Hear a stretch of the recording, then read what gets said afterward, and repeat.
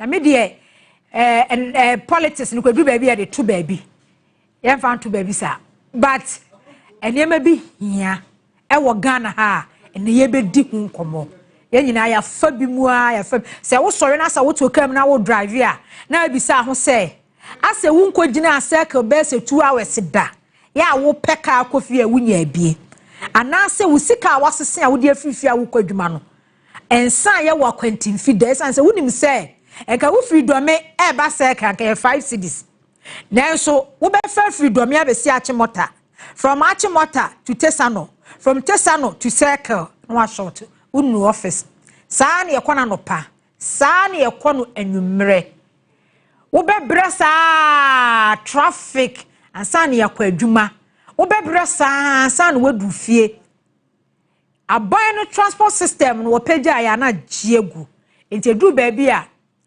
private transport your friends unions no cooperatives no makeka wo mo ho abomu no na ne omu pe na wo mo ye ntini ebedi nkomode afa ye transportation system ekoso Ghana say ye wi a ye bebo awura former managing director at Moyo Refinery Kwaku Asante Beku ye US ya convict no ya say what train so be them up to 30 years any former government officials and so a edini sheda mai but ye boboni parliamentary committees no ne kaka no so bebem na afi National Cathedral Ghana for her drain TNC National Cathedral and so ye di hu enkomo babeda for atena say Ivan Che innocent your political and health ka ho analyst youth activist Ivan Maakye Robey also chire no room. I'm officially a nurse. Wow. Okay. And I'm also a health policy analyst. We a nurse. Yes. We a nurse. Nurse pa. Hey, and a nurse a short na. O sorry no party to TV radio sister. My media free. Why are you there? Onua Maakye. I don't question a man. Oh. Pioneer so. Yeah, I call retirement. Okay. Because if you so post ya man na wankasa no wabambuye. I call retirement. Oh, okay. Okay, but the way you so boa. You are so boa. For Jeffrey Kansi, a tax expert, executive director, revenue mobilization Africa. Mr. Kansi, Maakye. Me just nyaba. Say bibi aboko de. Ma fam de me de me kakra.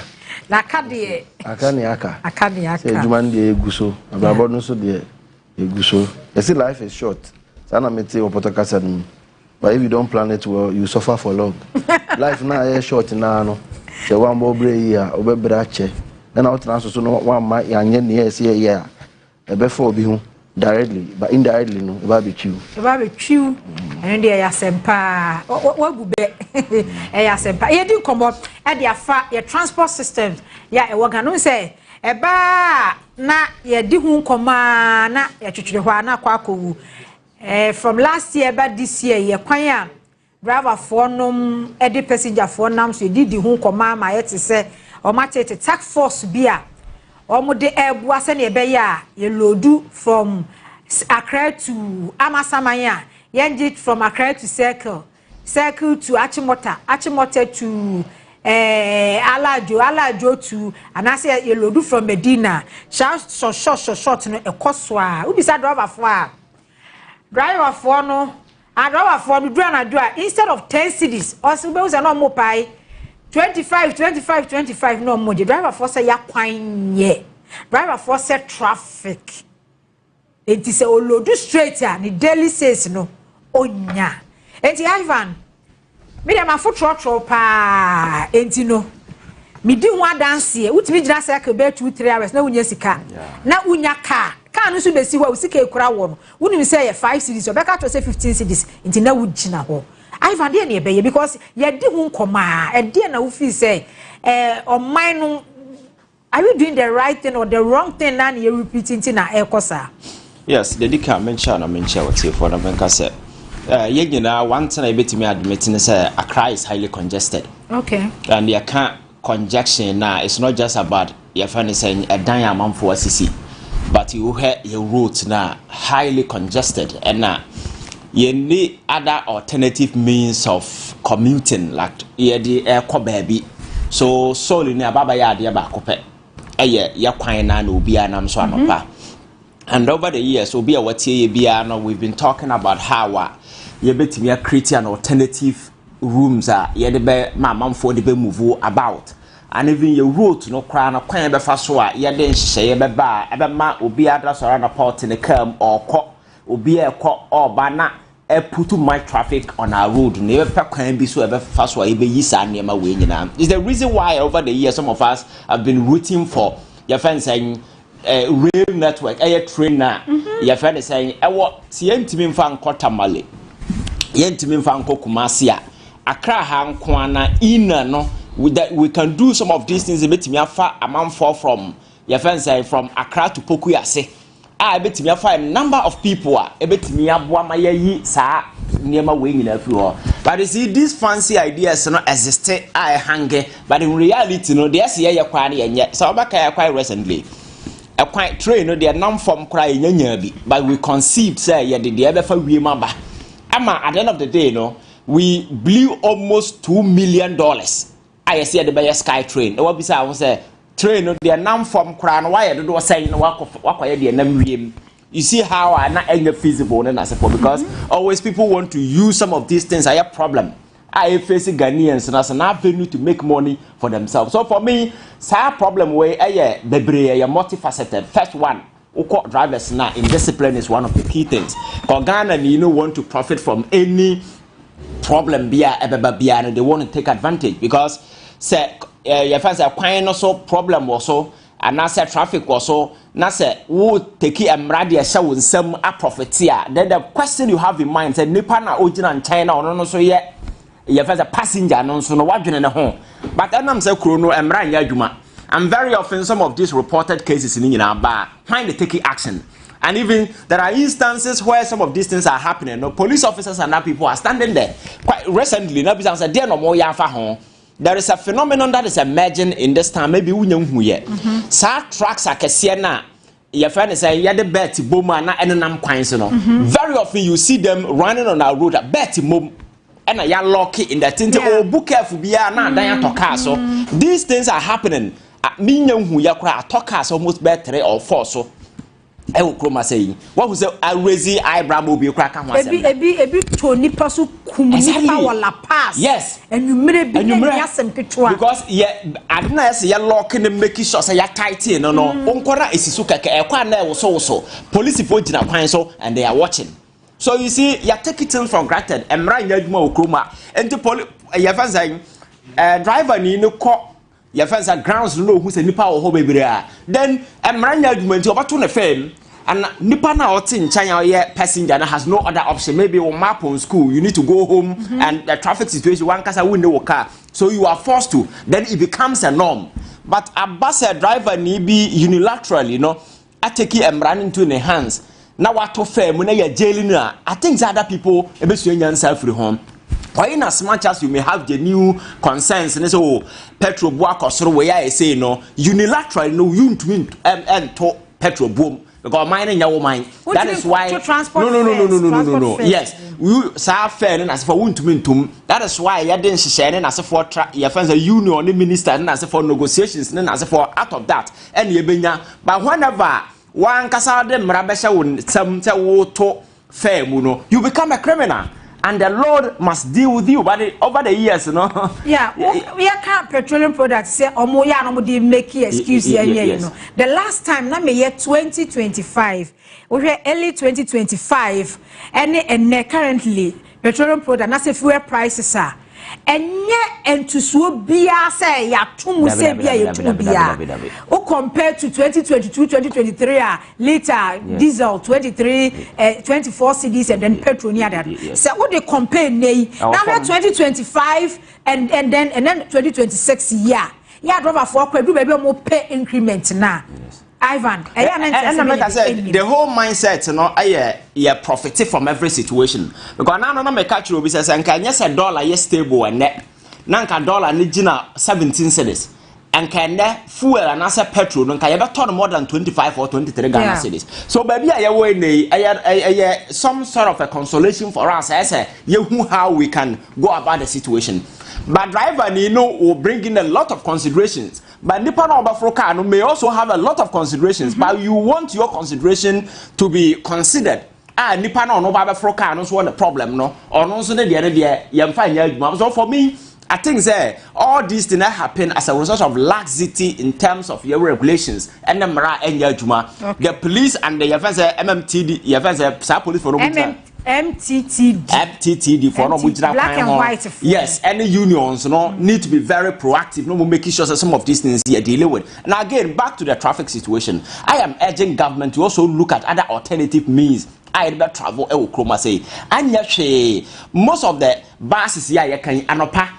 Say any convenient means of conveying people to workplace. Obi ever parking a car here. If you go to places like your friends London and other places, a man for a car, but don't know if you can train because I know the days. I bet you say Obi won't be a car.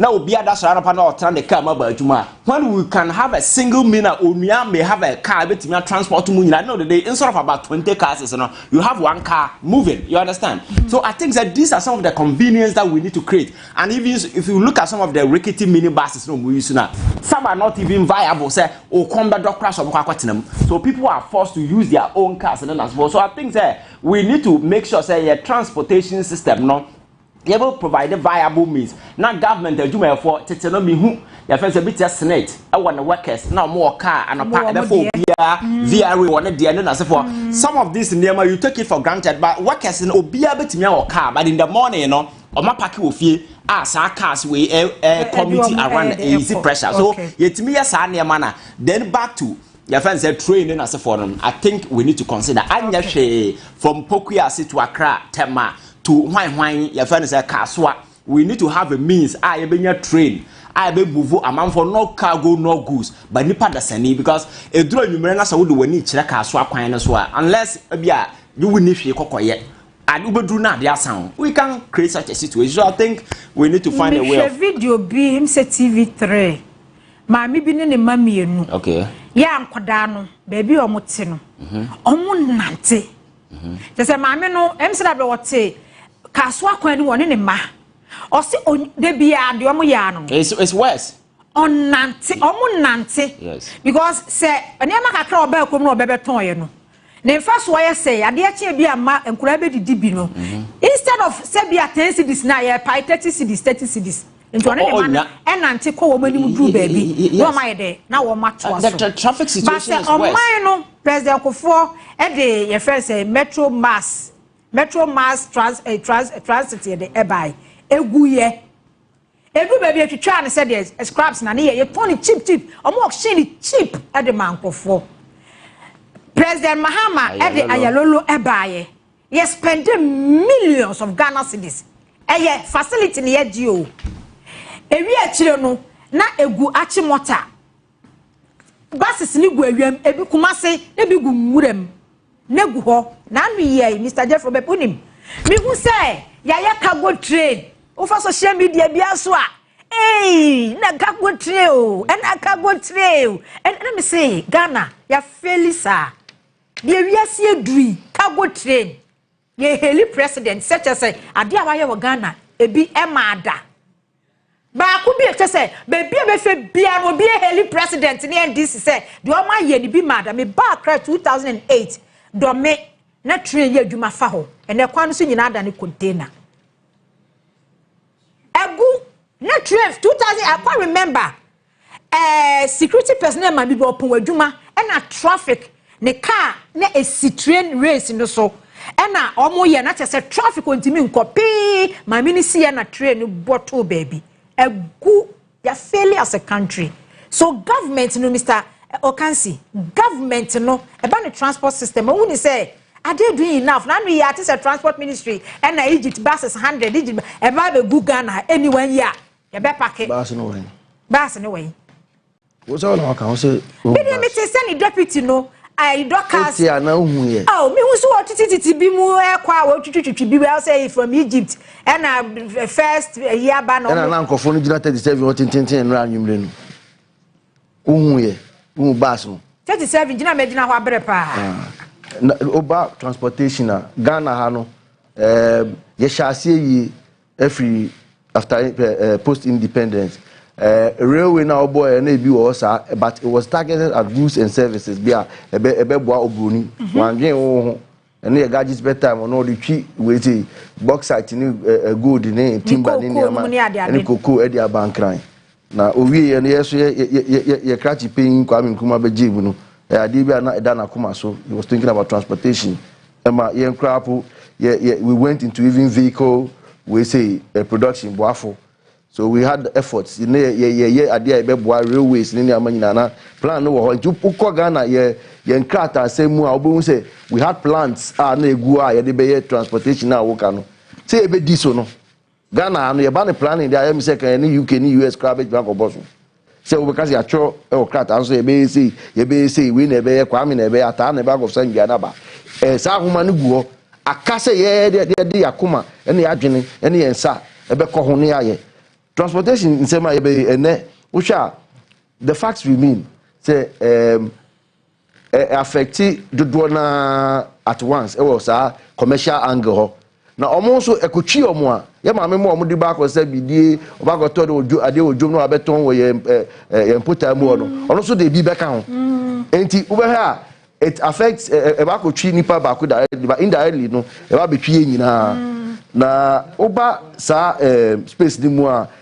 discussion yedin kita hono niama na commercial for no a omudi sa lorry fare ya edin sensem yibe no omudi o masem spare parts any fuel they be obaka say ya two petrol mu ana ya two spare parts no akosoro ene na say de ekote say omudi road we say assess enquire bi say e determine omo prices omo ye bi wa shama o baby ye bi o western side of Accra hi omo de ensem ebe tubu e kire say ekwan na nye ntina omo eden enwumre no masasa ahe omo beje wo no na ye me say ekwan no daytime de omo hu say nye night no de akoto so just say the argument was so scattered but we abode na kwan ne ye we abode a eno de fe na ye twade ato no eno anu omo ji o wa but eduru anopa de kwan nye eduru enwumre de kwan nye sanity na ohwa traffic enso I may a little a subject on road traffic. Thanks to Professor Abani today. Yes, at the time it was Dr. Abani. Road transport, any transportation in general, Lankasana. One planning a year, you waste a lot. Okay. Since I mean if you don't plan your routes well, and then I stop here and say, and we share a system now. You see, you need to be managing easily. And if I want the traffic no one side, see. And you may not one side near Central Business District. And then stop here say in the double lane on the other side, no, you may see one side. I can't we would you for those who are turning off. Innovation, traffic management, innovation. Okay. Ubet me the watching at to kakra over ama ayefe. Ambulance na yenkrofo bi the omo 4x4 yiba we on the otisi bakunum. Ema yetimi man kwan. HSS how the police stop CCOE na police one wo four omukojina wa ometimi easy traffic na e wo ha nyina ba yenko the main issues na kesam Mr. Kansi hwe 1960s mu hwe me da say ye buses wo Ghana ha boafo we had some factories wow. Yes I say you oh yeah Ghana no say, papa no can say the black man is capable of managing his own affairs no omo pedasa no be good mind no ono kan the nyansa to ho or they are part we were there with them. Factory in here, Kasa Bibini, anyone, maybe before the years are Barcelona. Yeah, well, Kwame Nkrumah University of Science and Technology. And also yellow. And neck or my immune or yellow, or just say, Crofire producer or maybe lawyers, will be a yellow. 1960s. Now you say no more, you more, but work and happiness. We'll do our best. And they did their best. The evidence is there. A brother no first degree for no also. Now certificate for nkwa na omo ye bachelor school nkwala efro. Sabre ni nie.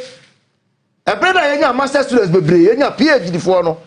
and yede abro dream kata social proye and chrono enti you see at the yard I have no buses there deliberately parked. I'm telling you on authority, let them come and tell me it's not deliberate.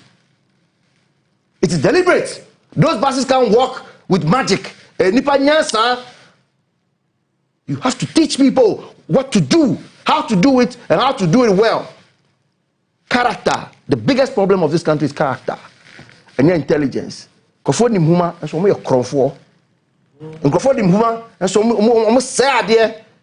These are very intelligent people. Masters, PhD, and so the thinking problem I always talk about. They said they don't think, meaning they think wrongly. They think evil instead of good. So ye sha se wo ha no and nya to aso a ke benya nkrofo aka ye factories no wo ho a ye beye amaya bedu bebi abasi nko ade ke bitimi aye na yenko yenim ene unim ye yi video we ya 1960s ye buses wo Ghana hey say China for ena wo mu ye those small castles no wo ma sambo castles no wo Ghana ha no na no mehu say omo Chinese woman here esa wo mo cast here say wo krem Chinese no what do tech ya say so professors ne lecturers ne hehefo no a ye produce wo Ghana ha say no aban no so no wo mo no so school no mo so mo kwa akosua ade yi obusua adepa enim eso mo bedu ha na maka tell say the thinking around it say ya be die no de ekosua de beto nchen na nyina ya ye drib no ye de hu ba bagim na asa ni ye enti na ayalolo ya adno wo na metro mass no so ya adno wo enso meke atakwe a minim no nungua no na wo cholole bese 2 odi cholole ni ye ejuma e ma cholole ni ko ebri ekokumase ekoyi gu sense we se de baaye na wo de ko sa ahwede ene we se eba distillers no mo nungua no odi bi so kwanso ko sa banche ne bode oti manage eto sa bolsheka no oto bese 8 na me akwala nungwa mi hu no sa atakwe timi eyeye e moto tracks no mo na me de Edwin ene Jocelyn ene abrofo de nbobi mame na me de omo kono mo kosua PhD masters na mo ba na metro mass ya adem no ye nto bi nka ho a na wanya hwe ambre wase a wo sa so bo no kro no bas no so yanya antobia mbeka ho a the ones that we bought fleet there boy ye to no so no na esio empro no mo nche entua omo nche emom as scrap. That's what they are doing. Yeah. It's deliberate.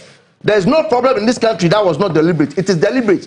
Yeah, you shut up at the dear humbone. Issues now the world unions now more no they have a role to play. Where when you now GPR to you have to whip your members in order. Say you be any say no na buying pay for edin kita we are you just say and you so be every only say and now me tie use na unions mienu unions ni mu there were 2 sets omo say omo de omaji kitwa no saa no de omo gina no ene omo so omo betum no na afi omo say omo say omo betum no na nkofo from card bi ene omo ne omo say omo de omaji de omo gina no omo nya kakra edi no omo ne omo ekun adentin omo ne omo bekun. Evil is rather trying to fight good. So how can you have that temerity? And then I shout I want to say, wow, say 1,000. We'll be seeing the metal 800. It's say I have no be mammy. Me can't say me soon say and don't know use diesel cars. And you take diesel no 2 cities no. Almost you. I just saw my idea. Young Musa, I didn't try. And when him say, they be because I don't have a short memory. Inti and no be an age nano. Yendru ho. In 2025 no. Baby I shall say one price tag na e da ho no ye nyandru ho enti ade na wo beto lawyer fair nu wo bra you are getting the good of forest coming down na spare parts no e ko for ma na afu anu so ya ye hu bibi agina bebe gina na no na wo ka tell me say wo discount bi ko ka ho e no wo ho the monopoly e accept kese ba ko a say ye hwe wo pa wo say aban buses ni ni oni nti no a me nua be ma kan say train yi so wonye na atenti nti no se si a mo kakra na mo sa akaf cars na egu ka no so no sa fidie for no omo fidie ni omo dia no omo de omo pe e no mutumi no omo de ye de omo pe because there's no it's monopoly e no omo de sa over reliance on roads me na kan fe kese Ghana ha no adwene ni nya da kwan so consume so what if there were boats? Have you thought of it from Tema, Accra, Jamestown? The last time I flood the sea, ye didn't come over here. Now I'm more cancer or doy. na ibo to see that's it yeka ahia na moka yes say odo no nkasa amre no it was a plan to expand it dredge it no mo de ni nyina say ufi sa do me o baby o na esio big dream e be fa belen pe nyina okwa brochire a omukoko hu no mo be dada say no bi no mo be ye but omo de ji sika na be gota enti when you come to the next issue mass transport options in the world say you be say be railway you be train back to see as na wo kan no me ka say because secondary school no na ye Nkrofo bi ye makon pop jona omo ko fa train e be fan sa wam no mo bank line ye mu na yesuru but me mate na omo ko because now obi abehwemra said there was a serious disaster it's the year of some boys so omo ko pe na did rough for school but I mean the mass of them who went no they were able to transport themselves to Accra.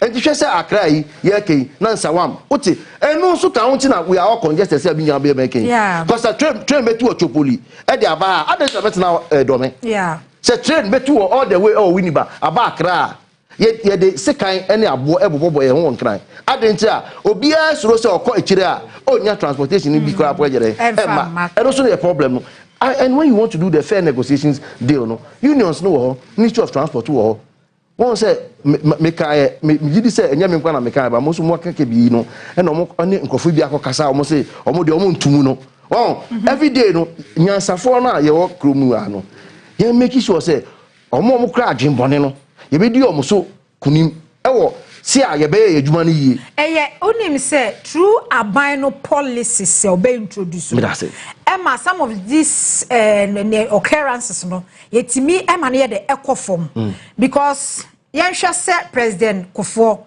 started a friends a metro mass buses you the buy eno ne ye adwuma na ko Kumasi north nyina na be the echo ya packet President Mahama ayalolo packet ya sheda say na packet no yes say no na ya essence ya no because be aba ya to brand new bus o ya you soon 3-4 years auction ni ya packet 3 years ebi mo 3 years ayalolo buses na ba ku bia cost Ghana $251,600 ayalolo bus bia no e cost $251,600 enti unity I buy and 245 initial units no e cost Ghana for estimated between 61 point just a cost about $95 million. When they are the okay was a cost here, see our Kodia is a social intervention which you want to reduce transportation. So Benasiama my phone.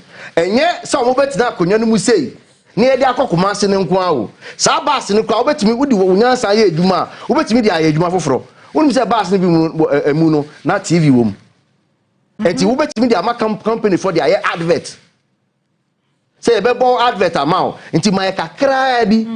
My mail ni simple and fa wo djuma no nsem ento sa TV ne so ne enhwe enko na chi nso no bas branding a esi ya na ye de ebe hwa niama ema ye nyina ya nti niama bi mase no it was the opportunity so beka cha MTN say fa usika bra me penti bas no na ma misika e do na me di misika koma obi no be penti ma me me say me ka so anopa we it is a thinking problem. Yeah. Ye den Nkrofo kwotena wana.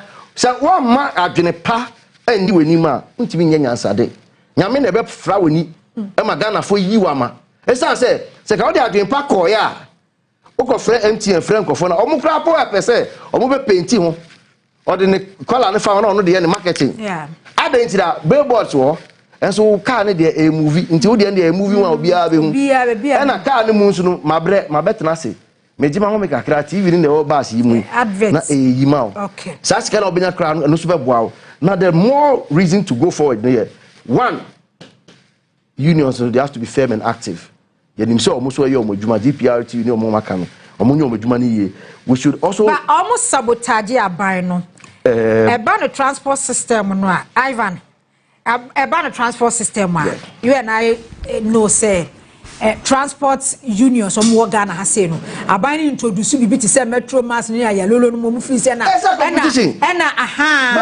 because said no do open what there. Yeah, I think that this union but that's what they will do. They are more of political entities. They don't represent the interests of their members.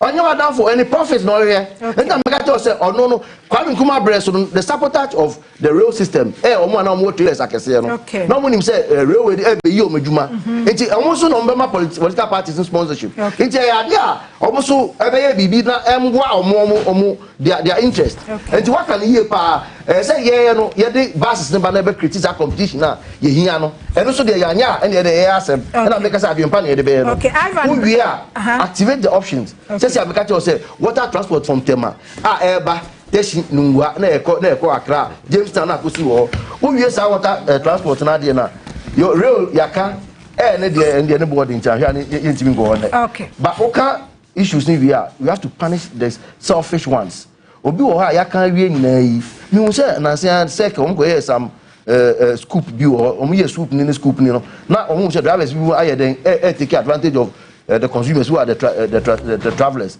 And so moko yasa de no the discipline kakra so ba.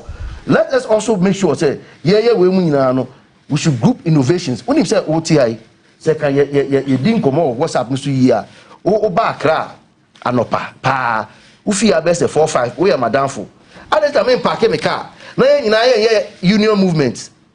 You be share your car no 1 week. You be share me so me car no 1 week. And so fuel no, you need this cab boom. And so boss nipa, we dey kojira kwan hu se sia wo junction of Africa.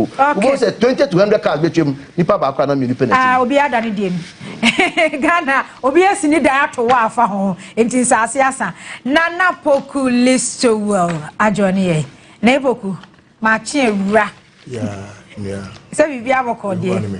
Ye de Nyankopon ase. Na Ivan we na memra list we so. Yeah, some of these unions, there are more of political entities they are representing different interests that interest no cry your members. And especially negotiation with government and as for so more country or near those negotiations we show. So those people are not even representing the interest of commuters and other drivers. It's a political tool or mono and the same as the various trade union association and various groups in so for me I think the government will have to take a decisive action going forward, what is the short term, the long term and then the medium term goal for us so far as decongest Accra, because whether said the situation is people will be moving in, government cannot do anything about it. So the best way to find a way to decongest, and we should be looking at the options if rail is feasible within Accra. Extended to Tamale and Kumasi within Accra. How do we do it? And several other means of providing buses and then as a form. And very often I don't understand why I said that Nayesika said these cars now buying the babano and they say about one person to make a talk out, but you should their top bear trade and as a form. Say when it comes to supervision regulation and the mindset of Ghanaians say I know buying the and you be there because at the end of the day say obi for buying security obi say buying there is no punitive consequences. I have seen government cars on weekends obi the ne girlfriend ne damu niema obakwa na mpa na fridge then as a fogu a buying car to ambulance yeah they call obi the ambulance and then as a forum and the sad aspect is a police for when they see these things and I don't know so what for batona total filling station kwan so would be a bank one traffic at the beer traffic light traffic got traffic light and I say and I bus stop ain't I didn't saw green said way corner now we never be crying wafa but police for they just want somebody to cross the red light now you need a chinko this guy. So the mindset of this country now is second, and you understand. So I think we need a reset, not some discipline. Be a into the system. No, the reset needs to be forceful because you see sometimes I know there be a mekasa okwa mind be no mind be ya. It's about the mindset of the people. Driver new book careful no adru baby your friend say you almost U10 or now what Gina baby obi bu U10 na. Obefano ehwa na wapake no tutu say adwen ni nipa nitin sa adwen we no yemfa mu man because a mindset of the people na be drive or mind growth na say nipa no mo man dodo na don show say adwen ni be ya mind be da move. So for me I think that it will require decisive action. Our government will have to make sure and various institutions very often ya kasa ansem we nyina ye pia kogu government aboboa no but you see the institution agencies in as for no police for no MTTD for no as for no kwan ho no aduma be no mo ye you are the representative of the government ensuring that some of these things will work. Some of these police people some of these drivers are more charged fare over then as for they are aware then as for but kwan no mugina so no or no the daily bread no adwene ho force na ya omoteno mani njiw because Ivan okojina ho a sika no wo gege dia kofi yes negotiation unya cross na the motor di wachi and those kind of so I think we need to take some of these things now you congested buying passes now will provide making sure say agency to agency GBC for mobiles a drone pa a far workers in including general manager if you provide that convenient means of way that I think it will ease the traffic to a certain extent. Then we consider the run around trip and a road so I think Accra would need a ring road. Yes, a ring road will help. I bet cycle Accra maybe 2 times. I don't know. So we use that ring road now. I give you access to anywhere in Accra. These are some of the options that we need to. Now there be a quite fair we are so. And to what you have just said about the government agencies, no. And I can't say the thinking problem. No. I don't think that I allow or bigger than Metro Machine. I don't know Muntimi passengers in there. No, the government workers were there. These are government agencies. Why didn't they have a negotiation? Second, the card and the before bars now. Government agencies in the only 4 to 5, you know. Now or more pong ministries. They are so timed say Obawa, Ubelodi, no the Omoko, Ubelodi, or the card depend a bit no behind the physical cash, no biaga say Sikana for baby into almost payment system money at all. Okay. It is a thinking problem. You didn't come out the fire transport system issue, sir.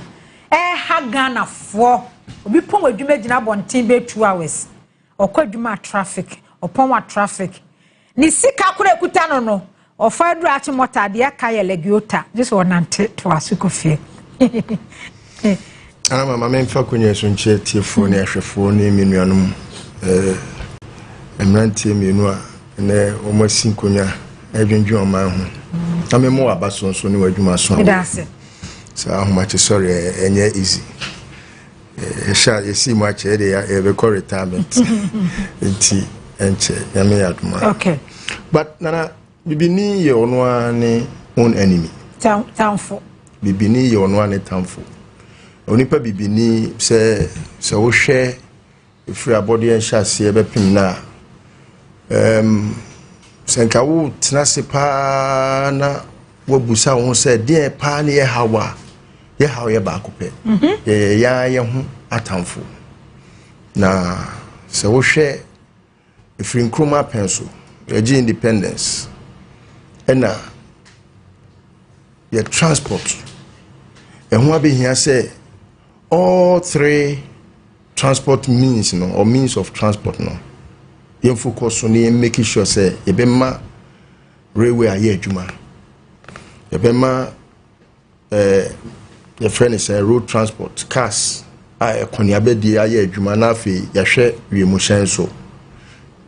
Ensure kura de ya adwene shedan ko hoda sanse ensure no odi be free hin na de abahin nti eho no ya adwene shedan ko ho even though I know say in the past no na ensure na ewo akosombo no na yesem se ferry bi wo so a eno minim say na eye from the one island to the island another island and I say no minim say no mutimi community to a very long distance and I don't know about that, but I can research about it and then we can discuss the other your friend is saying water transport and you know. But you must say the ya na yede sobo akobo aban. I keep maintaining say citizen bia ni ho no mo a wo gyan ne pema na wonye de ope. Enu ntini ye frɛ bibi emra. Emra no ene create eye leadership a was say ono na ye regulator. Enti from omampani no ono nim se wontimi nye regulator or transport nti na wadi obi e friend transport minister. Na se wokɔ transport minister se see the current transport minister wa na dwuma no eso chen no. And only any competent deputy. Oh, how? No, when you're competent. Oh, but how? Please, I can. You see, I'm not here to speak your mind. It's say how. The how no will tell, and yet your friend is saying social media. Say wafa wo ho na ye de camera si so na chese or transport deputy. Chese transport ministry na wo ho sa no. We are talking about your friend is saying airport adwuma, aviation. We are talking about maritime. We are talking about your friend is saying road transport. Road transport. We are talking about railway. All under one transport ministry. Under the able leadership of Bukari Nikwe. and Nebukari Namha, who got office for Uno? Say you man in your office. Aha, and you are in your office, no, the deputy way.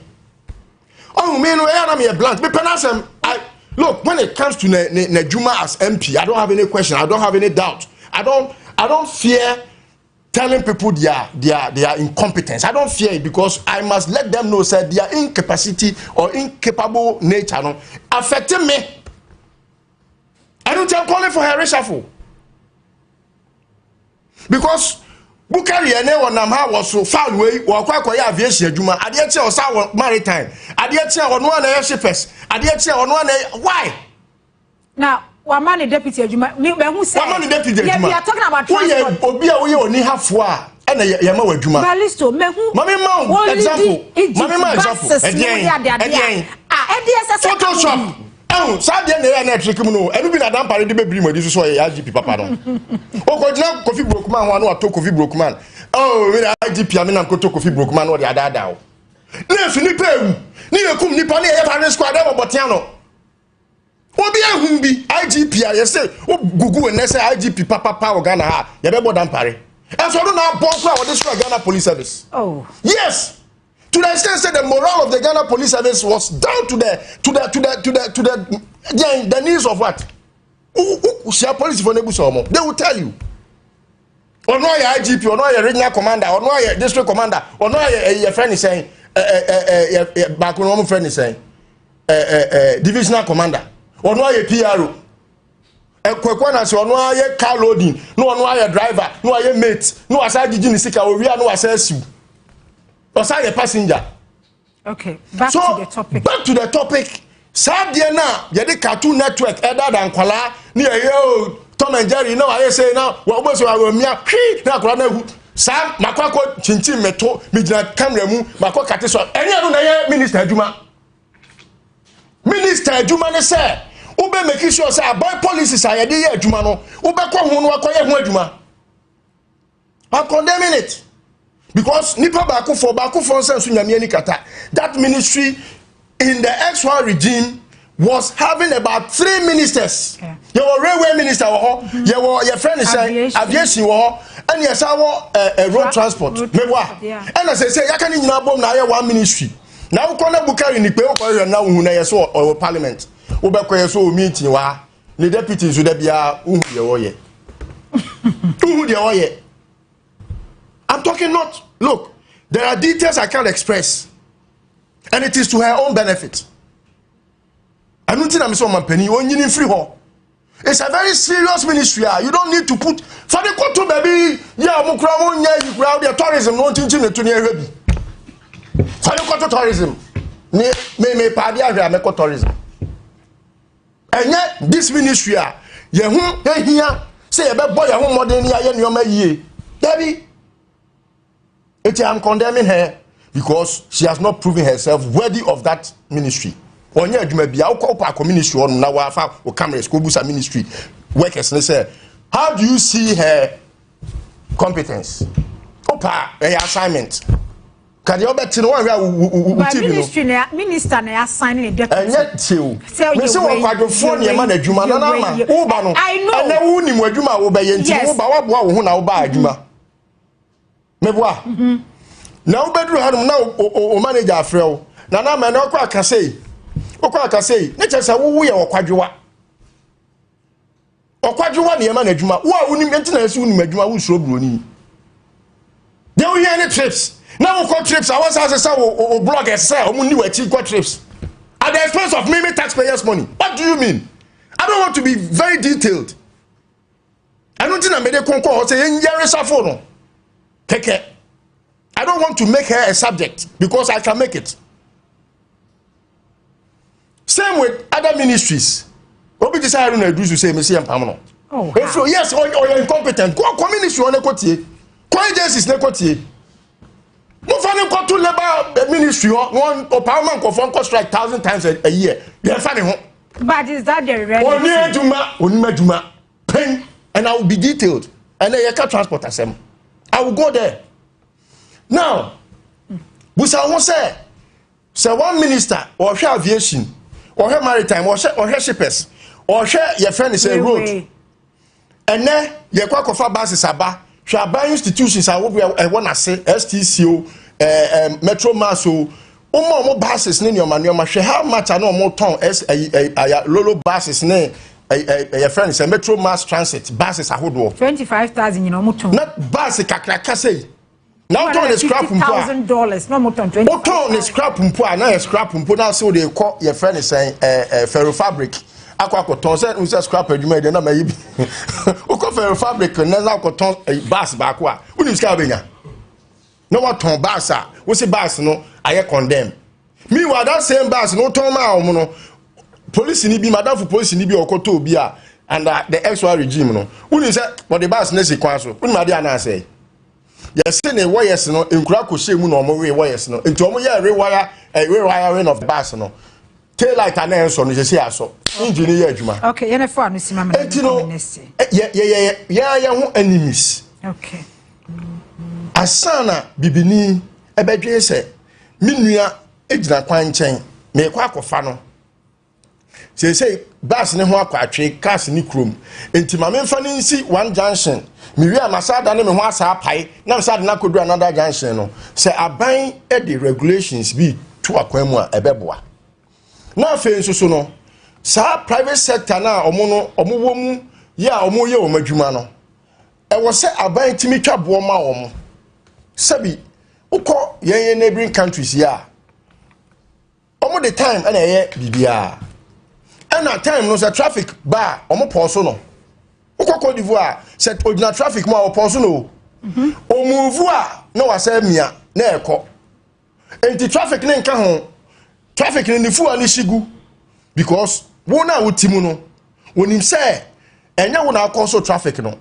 okay enti no ye kan ni e ka say a road minister adwuma a multifaceted what must say I was say abani who say some of these things are national security oriented okay international security no must be part of the arrangement where omaya yen for your national security seriously no eno na sa nioma we enti no minister ne te ho a ono ade na adwene e na ono ibu nkonta e was a national security ministry and I say minister ni okrampo the national security coordinator and I was so timi who say no ade wey your man for how eno nti no security wise national security issue and I was say discuss at the national security level na friend minister say minister these are what we think can help so na be minister no so be conscious say no ade wey no I was say me say yes ba ko for san so nyame ani kata eno nti no ministry bia nya part of it.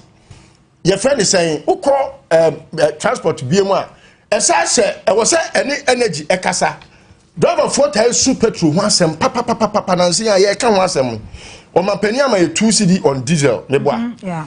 E fa me kwa say driver for fan ko ba ko homa. Ya te ase. Na momu no. Busa say e de na be magana ni so aye wiki towards Onua ni nua. Spare parts boy is saying and you okoyi nioma no porter ne boy is saying enya petrol nko so all these things abai must take cognizance of it and make sure say or ye adwuma na or ye no in a multifaceted approach enya ad hoc say ne masori me abai mate se petrol bo akoso nti no mate so da bi e wo say abai timi ye projections sometimes enioma bi timi bebom te say de entokoya abai ama say US for so ne Iran for ntokwe ama petrol bo akoso at the highest level e bin see dey ni nyina atimi ba but we are ban we are proactive now we are reactive you must be thinking into the future making sure say baby an unforeseeable thing you betimi aba no we be so anu na dan na ni driver ni so no we ya hoto so managing director Temoy former managing director Temoy Refinery Asante Kwaku Bekun issue na aba no about bribery ruling ya koso e wo USA yes say all train say obetimi akodam up to 30 years ni nyina na say obeye entamginafo edema sa Turkish firm company AXA Energy somewhere 2024 eba any government of Ghana negotiations a course so na bribery allegations are the no say government officials be minister be womu president relative be womu committee of parliament members ministry ho no no confetti to eskademo no OSP officer say oboa FBI Yoko for so much Attorney General from who say Deputy AG actually be in X. Yeah, woman you say or many dear children more do make my idea farmer. But the question is say OSP say of why and almost me hear that investigation no dear. Meaning say they have enough evidence against the so-called government officials this bribery scandal involved. Yes, they did come a main sign and kase animguase. So very often when Ghana appear in some of these international scandals and put to us in a good shape, especially at the time Ghana be so dirty in the eyes of the American judiciary in terms of this your friends have fraud, romance scam and whole lot of activities attending Ghana your reputation when it comes to some of these things, not issues where coming up. I think that's really embarrassing. And I took my time to read through the 29-page indictment the friends saying or more prepare and going through now things that is really shocking. But they are quite revealing how porous and how corrupt your system is here. So every facet be able in our entire political system. But I said tokro the dama to the sense it makes it so easy. Okay. Because a branch here can say me according to we know here Jumama financial institution within the indictment and they didn't want to mention by investment bank. Yeah, and sa oya Jumama sa company na a Turkish company, no, a client to the American financial firm. Almost sign or even 16% interest. So when they decided, say they want to, come to Ghana, now obviously the Ghanaian we no became very handy and negotiations in the shots here just to ensure say you build the power plant to her and then you pay 80% grow for 20%. You build the power plant in Ghana has say you build the power plant in Ghana and when you first wa ebenya say emergency approval no eno ho and na brante no edi ho djuma or facilitating na say for you be a home consulting firm or consulting firm 1 consulting firm 2 and then say for but they American first firm no was to pre-finance the Turkish company now all man I think $190 million now was someone else's your first a letter of credit somewhere around $75,000 or more years we are later no they will get 10 million on it and the else's no 1 million so it was a good investment for the American company you know but behind the scenes you know some of these things deals nana air koswa I know the day you know I blow in the face of Obia and ne about what kind of documents and they deliberately your friends have protected the identities of various individuals involved because the NTS say why might constitute a crime in America under their provisions so might not be a crime here. So when you're careful now can name Obia you also may be liable in a whole lot of stuff. And it's our kind when our culture say every single person be involved they know their identity and the jury are more pronounced you're more pronouncing the guilty no they also know the identity of every person that is involved. Ebedru Ghana speculations and spending the beba ya bobo amanfo di na asefo no but I think that okwa ministry of power at the time na onka minister say or say senior advisor to the minister senior advisor to the minister and I co-conspirator 1 co-conspirator 2 and the back on the asefo no but my point is say Ma William say Abrantie di Saboni we as 2014 to 2017 the same person they all engage this criminal deals the same Abrantie be managing director after engaging in this so we poach a criminal and they had better at all. But at that time, not that this expose no matter. It doesn't matter. It doesn't matter. What commit crime, no? But crime, no, not obeying who said crime, no. It doesn't matter. So you have a due diligence. And yet, is like American officials now, Mabontia Baka. Okay, so I've answered what can say. Or man, government officials from here involved in this scandal. Because if you don't want to say you're criminal, we say no. Ghana no, but Ghana no. Set approve contract there ma obi a did you bribe 10% cap no that crime yes a crime yeah definitely but politicians say what Ghana have is a crime no it's not about what the politician think it is about the standard we are to uphold as Ghanaians over the years parliamentary bribery but the problem is that asem no bar nobody pay attention to it now ya keka parliament allegations of bribery in as for abeko so emu de ho no mo investigate and asem wa ye kan nyina ba ebe wie parliament aboboa no say panyan especially because the report, you know, the report is brazen in mentioning parliament. Yeah. And Sika more the more crass and was $46,000 more China when you're saying, oh, what I said, I will bribe OG at least something high dignified. You understand? But some of these things, you know, about the porosity, how weak are these institutions? I'm forgetting into. And running as a form over the years, if I got a honor. Or before crime be so influence because some of these people are there. I will broker the deal just to ensure that particular legislation, a particular approval will be given. And to ensure that parliamentary processes, ratification of documents, and as for free from some of these traces because people who are ready to finance.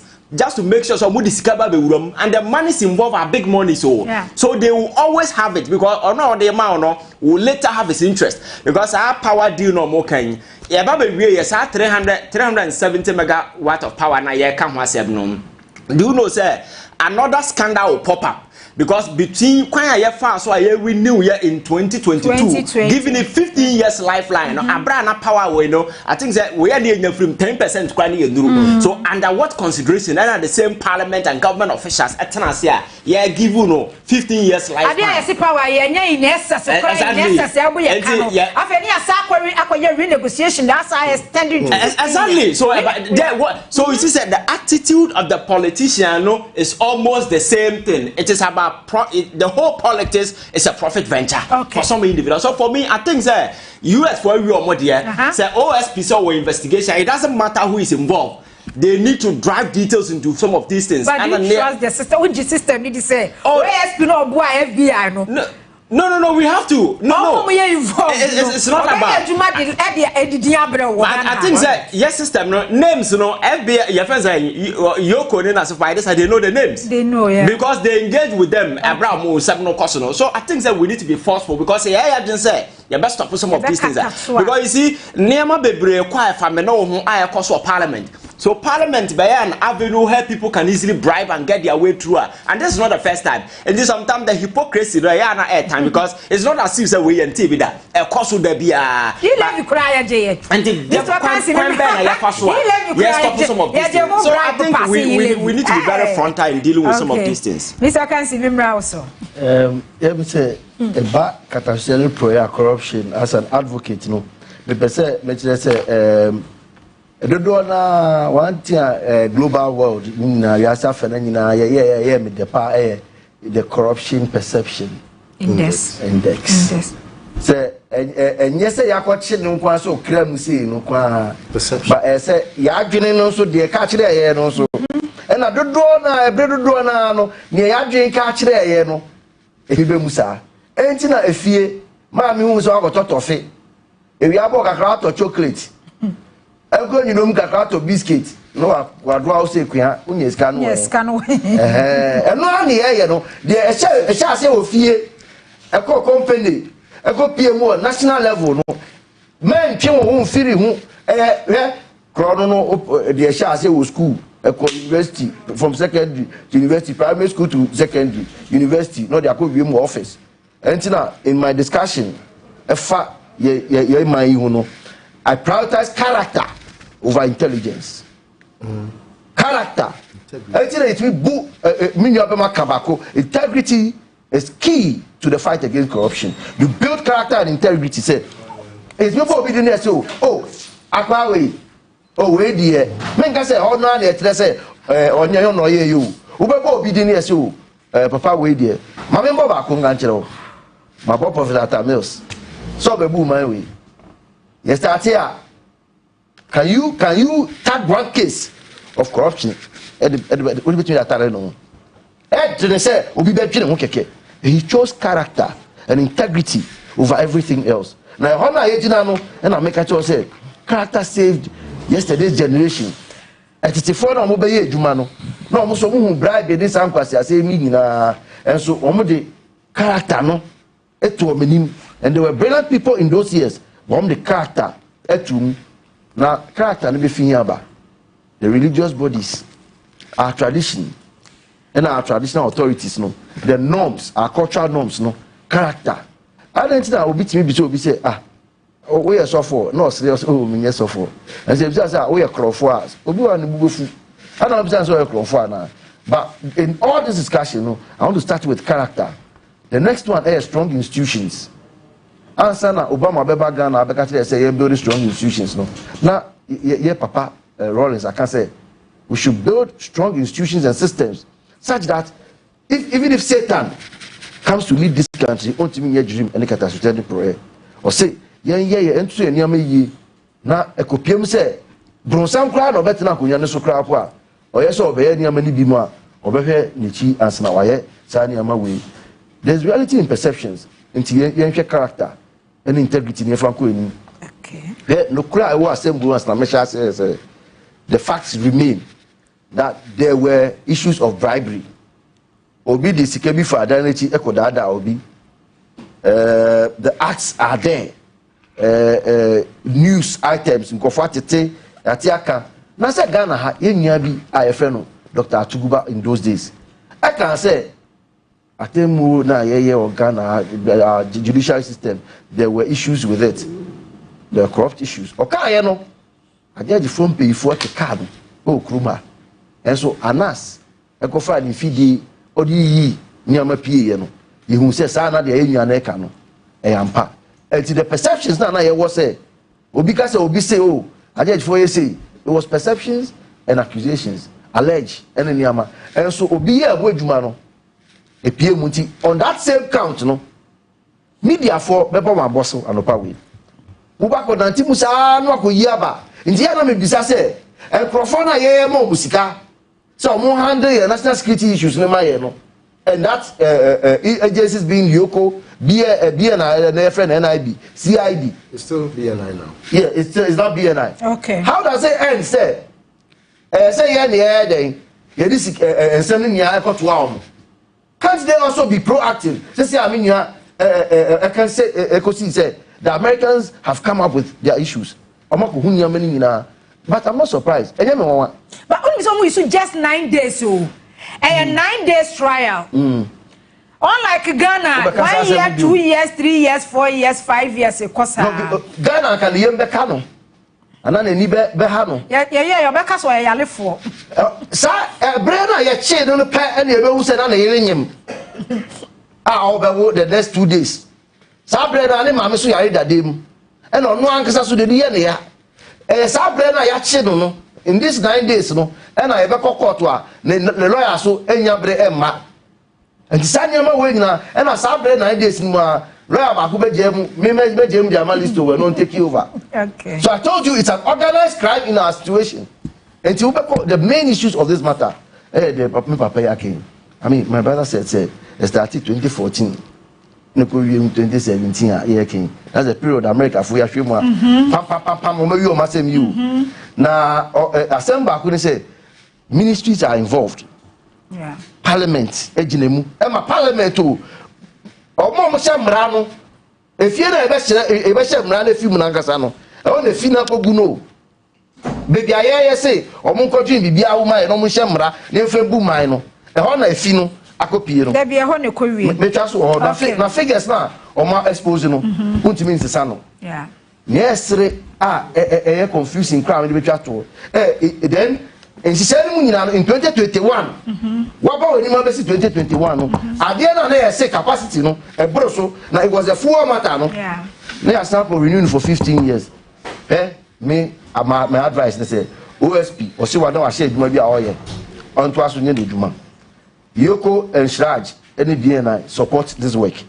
I've always proposed say Kame if I had my way Shraj Yoko any OSP office no I'll merge it into one institution like we did for the GRE when you merge Internal Revenue Service, any customs, any Omiabo Mubako. Now Mujuma any clear man. Okay. Now the same way I see at all costs we have to name and shame. Okay. In this process of punitive measures, no, those money should be collected. Yeah, near cry. You can see one primary school. Now you have been to Sono being says I did we. I also you throw big don't call. You know, say identity, no much identity. Okay. Now you say Hall of Shame, no, so you say Zami may say my call for the Hall of Shame.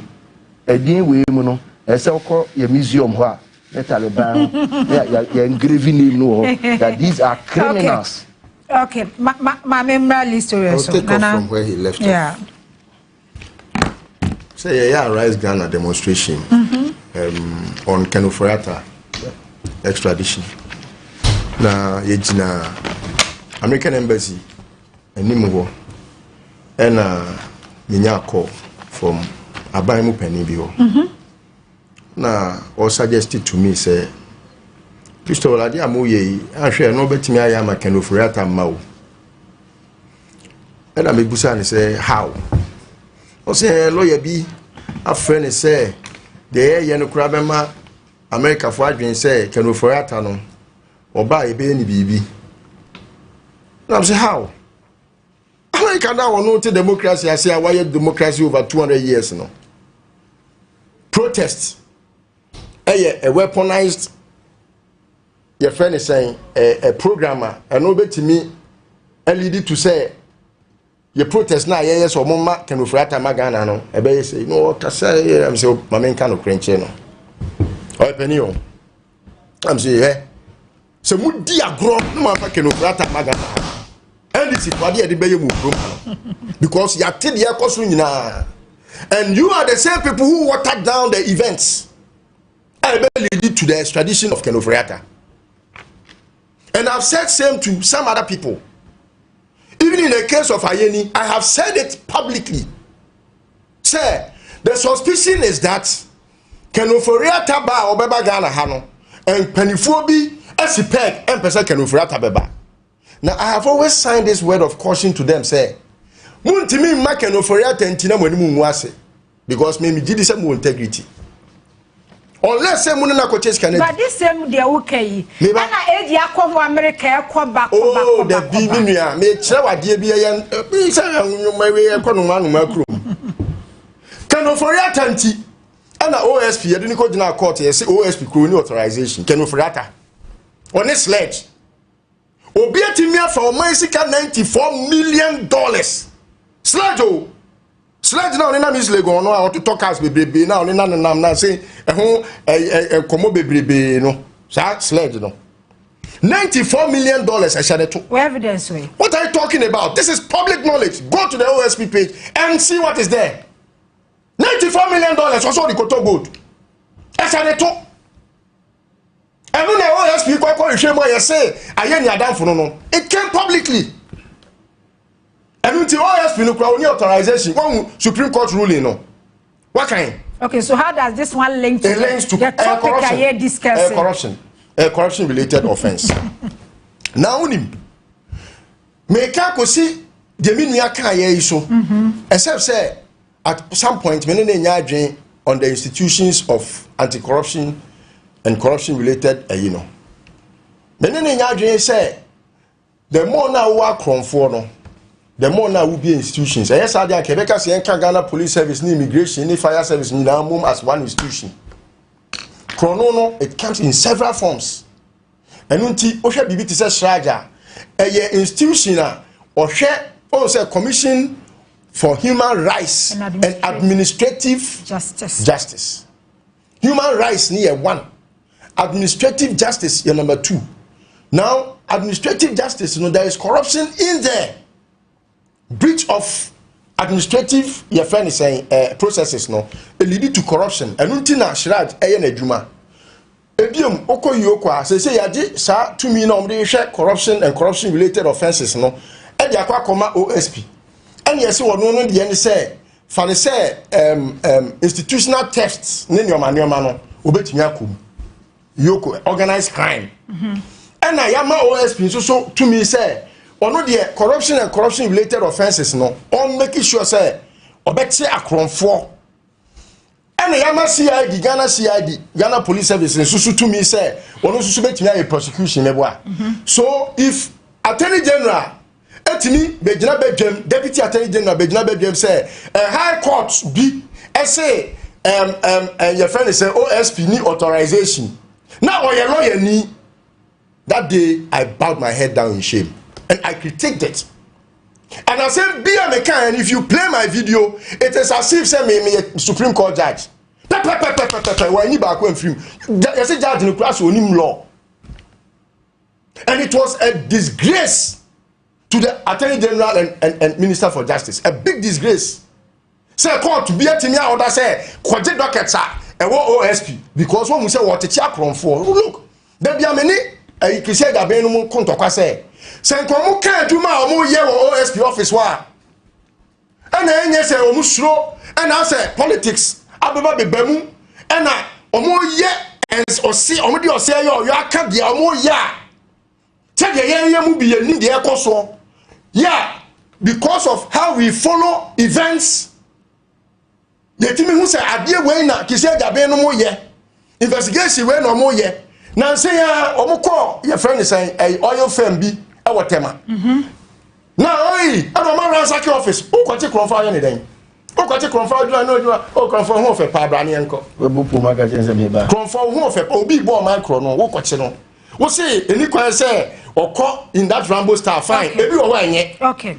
But say ehwe enioma ekoso wo ma we ya. Akwa say politicians no ena omo no aform a syndicate.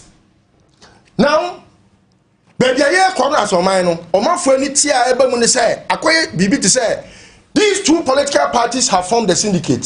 Scratch my back and I'll scratch your back. It's a dangerous grounds. Enunti ena kan ofrata asenu da bia me betre studio ha me refi said dey kura me pese me boso. Now to the substantive na mawie. Edi asem ne yeka aksa meboa. So between obia ono ye confrontatry amwa owo institution bi mu a ono ne allegations ne yeka ho asem so ama aban mu mpanifo bi sika wo. Which allegations I want them to scrutinize. I want OSP to do much work into it to ascertain whether or not asema akwa ne kan no ewo emudie o kan yesese there be a email asema email send ye nkitawudie no na wana na edi woni ne co-conspirator ne na edi san nkitahu meboa mama nkitahu bia ma say o ma opani kodo mensa 1 cedi okay it as it stands now I was here hwehwem say I am passe Ninkita Hudia no so discare come obi na mpa o discare ma nana. Okay. Because Oba Parliament of Ghana din and is an institution yentimi nhwe say obi di allegation be to parliament so wa bra yan hwehwem. Abo ministry. Wabo ministry din and at that time na minister wo ho. Keti ha mo na mi tie nkomo na fe kwa na de ho kra sai me. PLC fo wom. On all these things say yan hwehwem a ye on my way ani mo nyam wo fom. Yeah. And on a corruption perception index. When you are perceived to be corrupt as a state, investor crampo ma. Yeah. Because mu say mo no mo yankophobia, mo ja dem diansa no mo ye adwuma, ahwe adwuma na me be ye nkra no, mu benya ho mfaso so. Mo sa be djuma dem. Kana nado iboni bi ye say obi investor bia no. Na ma ye transi ye kana nado asemo a. Na me nu ebusa say. Na me nu ebusa say, eye den na obi a waye boni waye dream say. Na Akufo-Addo ko appointed say won konkoye eye aban mu nipa. Now can you be appointed when you are not a criminal under Akufo-Addo? Oh, but you obi ya. Listo ye ke for me si ma pacho. You say a catedodo and a catebetem and a sen catedodo meboa. Majority of them in this instance are criminals. Majority of them. Ministry bi enu awanya bone. Na pose say wona osori a odi atretwe sa bia na yoko na po wona. Napo miami nua napo ona adentia yesi utirim fa ya chana ma wonku enti no se Akufo-Addo be appointee wa or appointee wo bia na ko ke no for ya ta ono save ni sika wo tax save ma be finance minister e wi ase na MPs kro mu say no we dia can abro so dodo ye die nyina di 80% of them. Okay. Oh, enti no except you are a criminal, except you are corrupt, Akufo-Addo will not appoint you as minister or as even a CEO. Well, probably obey work and pay. Now this I won't work and pay. No, when you work, how do you pay? Okay. And you know, a idea was saying that 8 years and the Akufo-Addo no. So by way see obey yet.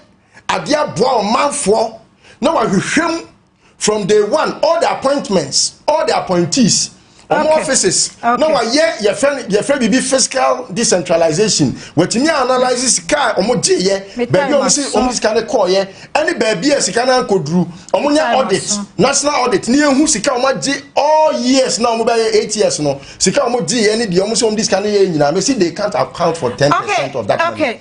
Entino me da say obi adi for till you say you are not guilty until you are proved guilty. Okay. So you say you are guilty until you are proved innocent. 1 minute. Why? Yeah. You are guilty until you are proved innocent. What do you 1 minute? So I think that 1 minute. Sorry, 1 minute. That issue we quite fast way back out to say the company in question on one compliance unit and a due diligence review and on all these conspiracies and so so it took somebody to make a step. Yeah. And I cover Sanema way in.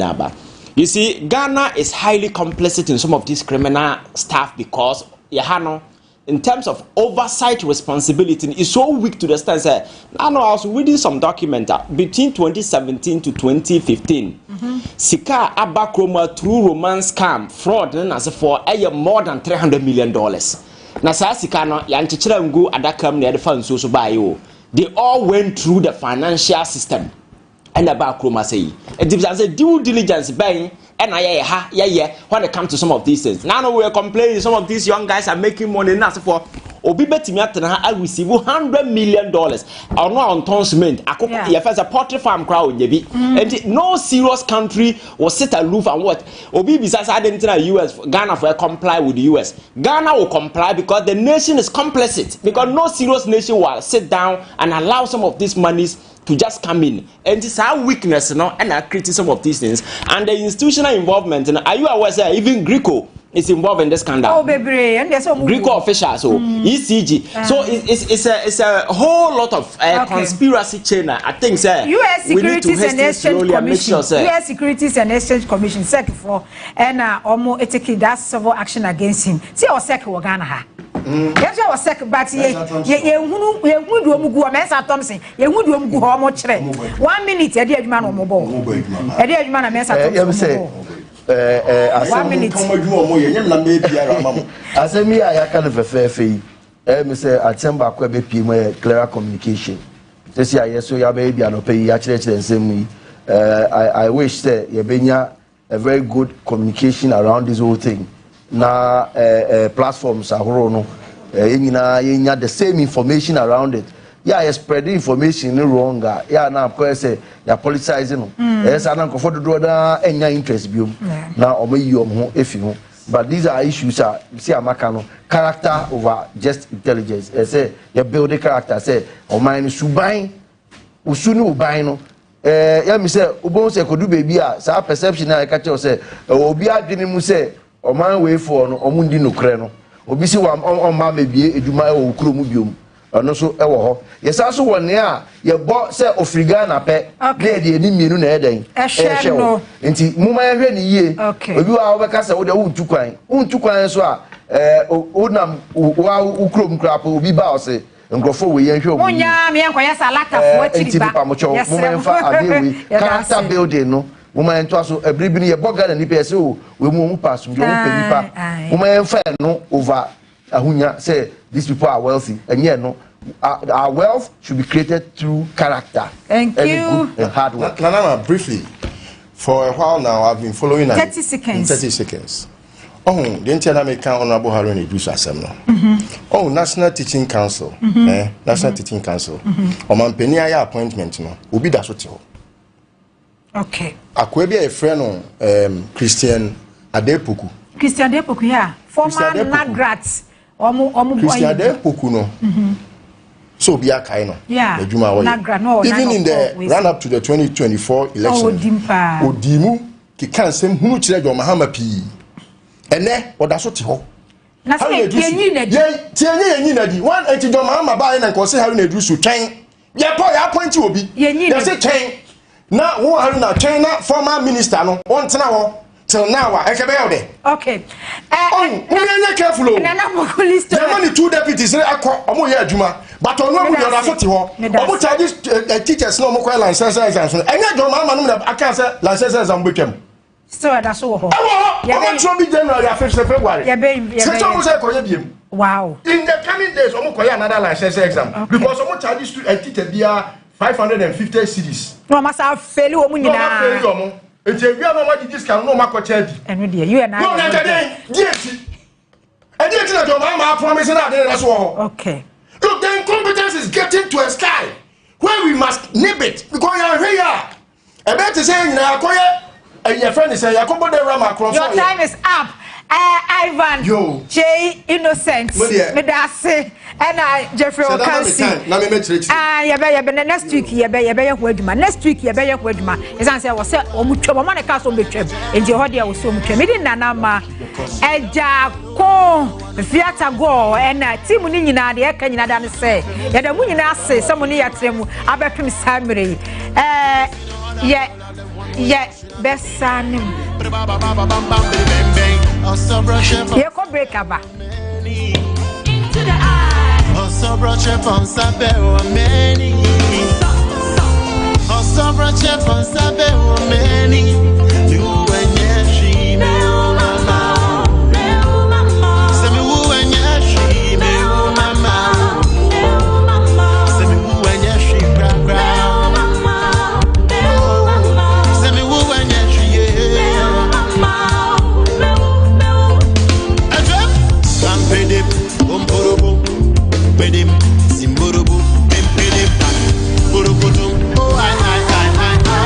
I wanna make you know, say you be special or that you know be wholesale. My love for you will make me wanna take you to the promised land like Moses. They say who say, they never know say. I never listen to no hearsay. They say who say, they never